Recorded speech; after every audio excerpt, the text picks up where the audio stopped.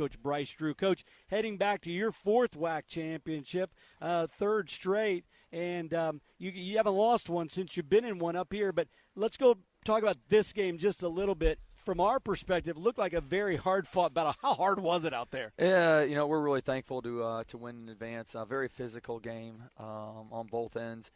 They're really good defensively. They get up in you. They're strong hold their lines on drives. They did a really good job screening. And so we really struggled offensively those first 10 minutes.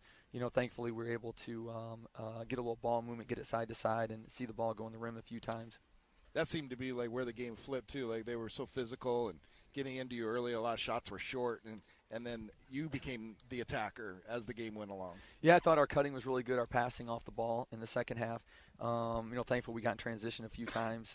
We were able to score, and then Jacoby, Ray, Tyon just made some great individual plays to go get baskets. I think each one of those guys had stretches throughout the game. They really carried us. Jacoby, pretty much, first half and part of the second. Ray kind of spread in there when Jacoby wasn't, and then Tyon, at the closing just was really, really good. Coach, you mentioned those guys, fantastic. Everybody who played meaningful minutes contributed in different ways. Mackay was a plus 13, only playing 17. I thought Caleb Shaw had some unbelievable rebounds, and Luke War, that stretch there where he made like 5 points in a row. I mean, it's huge for you guys. Everybody contributed to this one. Yeah, love the togetherness, love how connected we were. And thought our defense held us in the game when our offense was struggling. Our defense was really good, but it's important when you get to tournament, you play this many games in a short amount of time. You got to have a lot of different bodies that can go in and help you. And I thought our 8-man rotation was, like you just mentioned, really good, and everybody helped us. Not a lot of time to enjoy this. I'm sure you want to get out of here and get back to the hotel and start working on the scout. What's it like to prepare for a team like Utah Valley in less than 24? Yeah, it's late and they run a lot of stuff, so we got a lot of work ahead of us in the next 21 hours.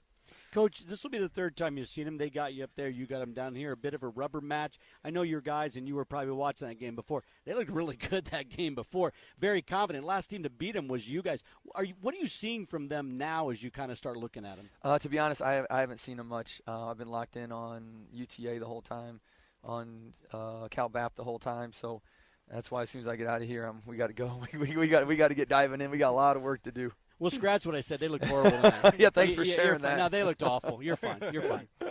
But you do know from the history of them, they've been such a balanced team all year, right? I mean, they just – does it feel like they just don't have a hole in their lineup? They kind of across the board, they're solid. I mean, they've been consistent. It's really hard to only lose one league game, over the course of, 2 months, and so that's just really impressive. Their consistency, their execution, their ability to follow scouting reports, and a lot of things that they do well. So, we don't have much time. We're going to have to be us.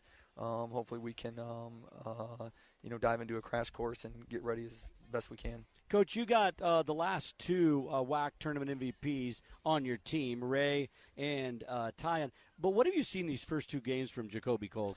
He's been spectacular. I think I'm really proud of all three of them, how they've played well together, and they've really shared the ball and really helped each other out there. But he's been spectacular for first year with us, and the last two games have been two of his best all year.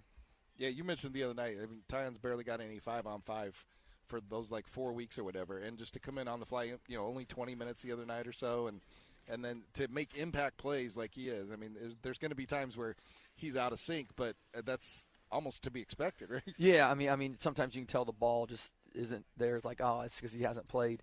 But man, he was really good in the second half.